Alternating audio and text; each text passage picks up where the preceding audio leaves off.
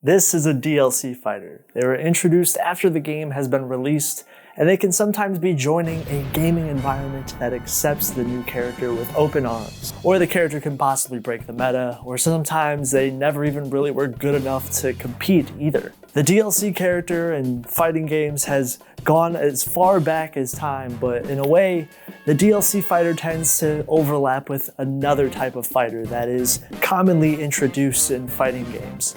And that's the guest character. It usually is the hypest type of character to include, like in Soul Calibur 2, literally having Link in the GameCube version of the game, or having Heihachi and Spawn in the PlayStation and Xbox versions. These inclusions can usually be the reason people will buy the game, who otherwise never would have. The guest character and the DLC character sometimes overlap with each other, and sometimes they can come with the base game, like in Super Smash Bros. Brawl, where they included Sonic and Snake. Why do I mention these two characters together? Well, both of these characters are being introduced to a new environment that the characters are actually foreign to.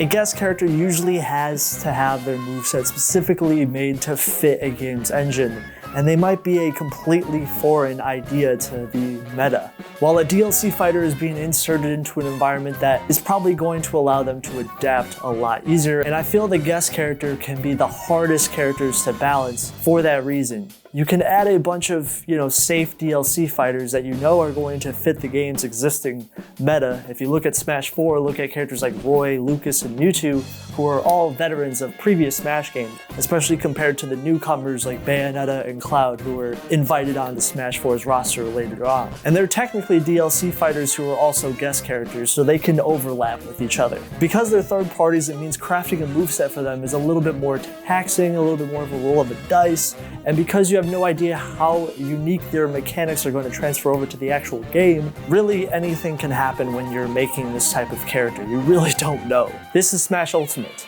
In 2018, it's a completely different game from where it is now to when it first came out. Obviously, this is because people are generally less knowledgeable when a game comes out, but as time goes on, people's ideas of characters can change, buffs and nerfs can happen. In the beginning of Smash Ultimate's meta, Chrom was actually one of the top tier characters along with Inkling, and it's kind of funny how a lot of those things changed. They were definitely peaking in 2018 as being combo-centric characters, showing how good they were at least at scrapping and getting in. Or another example could be Smash Ultimate's Pichu was a perfect example of the concept of, and also showing how strong combo-centric characters were during this time period. It's natural for characters to also overshadow other characters. Look at Roy rising up and being the more consistent version of Chrom, and then Inkling eventually falling out of the meta for being sort of lackluster, not having enough kill power. While some people eventually have nostalgia for the meta because of how long of time has really passed from the beginning of Smash Ultimate's meta to where it is today, it is a drastically different game over time,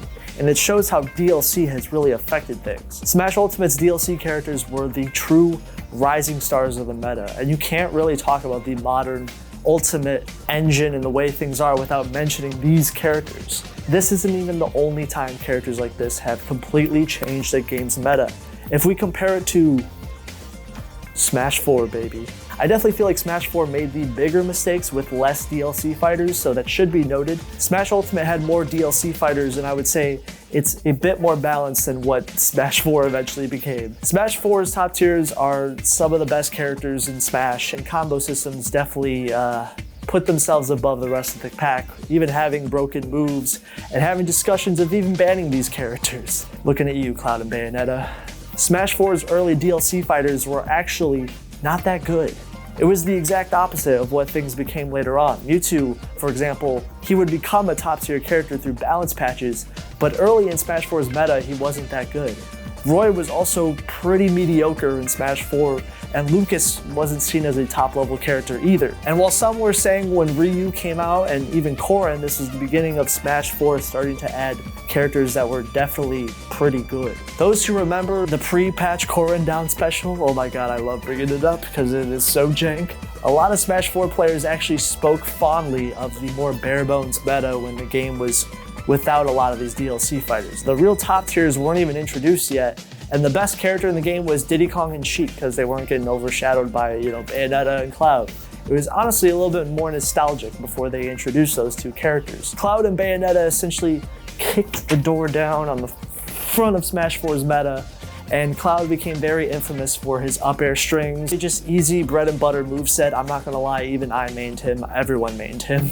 Two Clouds on the same team became banned, and Bayonetta became so broken that she was better than Cloud, who was already a broken DLC fighter. She could take the opponents to the top blast zone with ease. They're pretty much the poster childs of Smash 4's meta, and they really tried to nerf Bayonetta. Even a nerfed Bayonetta didn't really change the character's viability. And then compare that to Smash Ultimate. While Smash Ultimate had more DLC fighters, they actually had more opportunities to make mistakes. And to be honest, I think they did a solid job. However, you know, they did make some mistakes. Some things have fell through the cracks a little bit. The first DLC fighter would be Joker, and Joker actually quickly became a top tier in Smash Ultimate's meta. To a point, people didn't really have a problem with Joker. He wasn't necessarily seen as toxic. Yes, he was a top tier, but not many people were, you know, complaining about him that much. Hero's development is actually really funny because in retrospect, people thought he was going to be completely broken. I remember everyone was calling Wolf and saying Hero was going to be the next Bayonetta.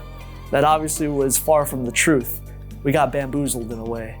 People just looked at the trailer and looked at the gameplay footage and said this character has to be the next broken character. Everyone was calling it, and it ended up not being true at all. People thought a character with multiple special moves was basically going to break the game, and the fact that Hero sort of had item effects on his moves meant he was going to be banned instantly. Hero didn't end up as a low tier, but he ended up as more of a middle ground, mid-tier-ish character. He was actually more flawed than people really thought he was, and I remember people were actually prematurely banning the character, which is really silly looking back. Don't judge a book by its cover, honest content.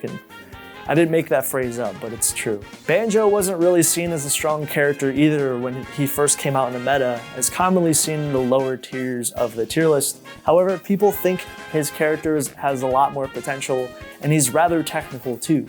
Terry was a solid character in the meta, especially if you enjoyed the 2D fighter style characters. Byleth has had a roller coaster of viability. When the character first came out, nobody really gave the character a chance. And then all of a sudden, as soon as top players like MKLeo began showing, wow, Byleth is actually kind of good in the right hands. But now, more recently, Byleth has kind of fell off again, unfortunately, but it is what it is. Min Min sort of had another hero syndrome when the character first came out, but then as time went on, people realized that the character is actually not broken at all. Yeah, it's really cool that this character can control the stage so easily, and it is definitely a strong thing to do, but she's not, you know, a Bayonetta level broken character. She's definitely a high tier though, for sure. And some of you might be wondering, where's Piranha Plant? Where's Plant, honest content? Don't worry, I didn't forget about Piranha Plant. It's pretty much a low tier.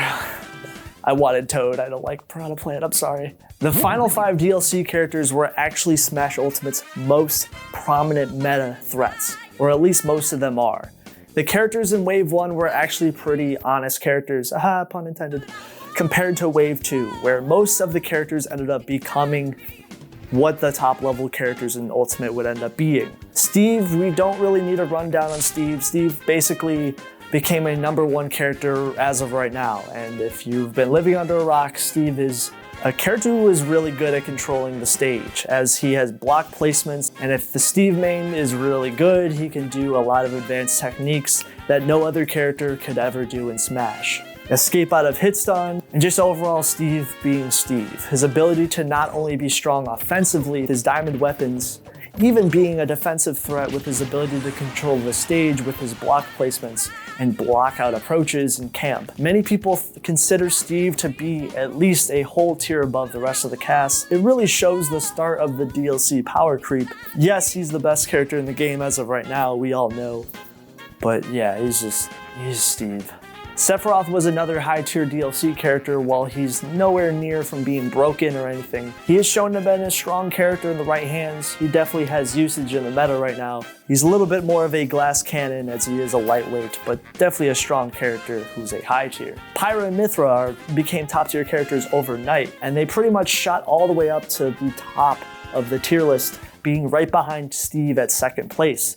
They are pretty much a super buffed version of the Zelda Sheik swap concept on steroids, as they pretty much have the ability to switch between each other incredibly fast, and their movesets work perfectly with each other. Kazuya would end up as a top level character at 7th in the S tier. Some people debate Kazuya's strengths, but it's pretty easy to see how good he is as of right now. Some people debate if he's a top tier or a high tier.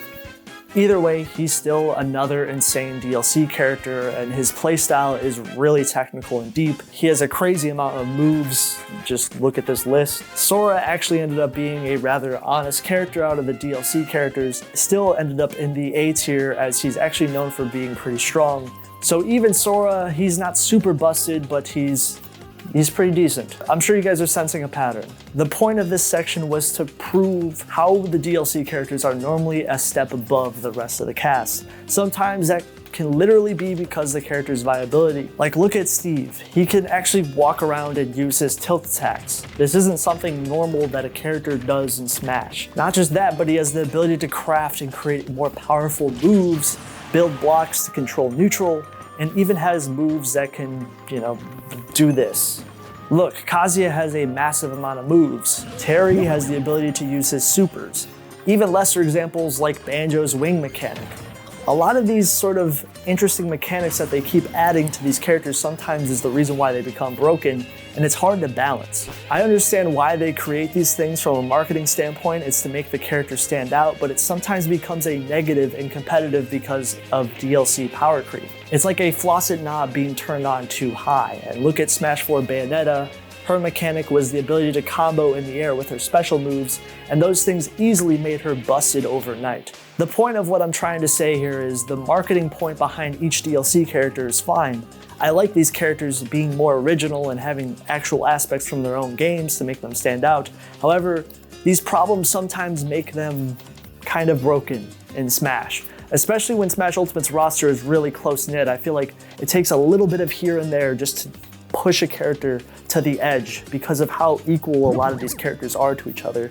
It's a pretty tight-knit roster, so when a character is, a little too broken, it does make them broken enough. Mario doesn't have a super move. Luigi doesn't have one either. Except his grab, right? No, I'm kidding. There are characters that have unique mechanics that got toned down, and so much they aren't even a big factors. Sometimes, usually, these characters are actually not DLC fighters. Look at Inkling. They have a unique mechanic, but it doesn't really make them broken. This type of balance for trying to introduce something new into a brand new ecosystem is like introducing a new fish to a pond, and then cool, it's a fish that can coexist, or it could be a WWE free-for-all. Who's gonna win this pond? Even this type of problem can exist in other games other than Smash. In Tekken 7, I feel like we're living in an alternate universe where characters from television could make it into a video game like this, but hey, it was actually a pretty cool trailer, I'm not gonna lie.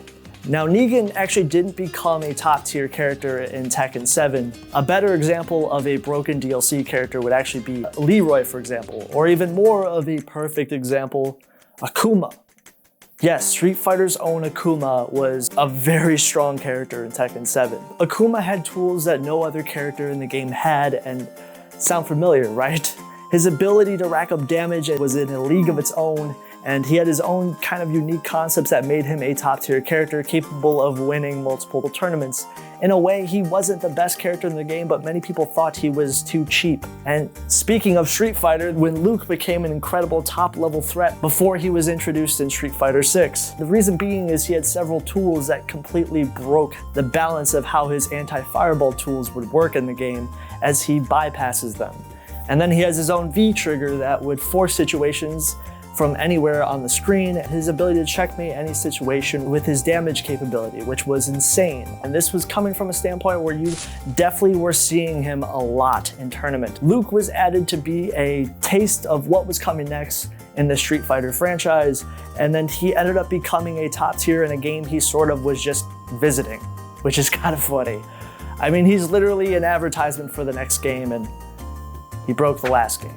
Here's some rapid fire examples. The Xenomorph from Mortal Kombat X is another great example. Lab Coat from Dragon Ball Z Fighters. Yoon from Street Fighter 4's Arcade Edition.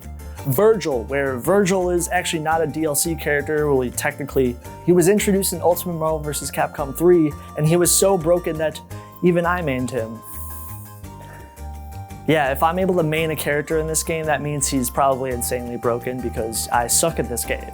And I was just mashing buttons and I was doing work with Virgil. That's how good he was. The way these type of characters are sort of guest characters, DLC fighters, I know there's sometimes a little bit of both. They are supposed to add to an existing fighting game's roster. How you balance these characters really becomes important because you want to make DLC worth people's money. You don't want them to break the game either though at the same time. So I completely understand that to a lot of casuals when these characters are even introduced in Smash, they just look at their movesets the way they are. They don't really think too deeply about these things.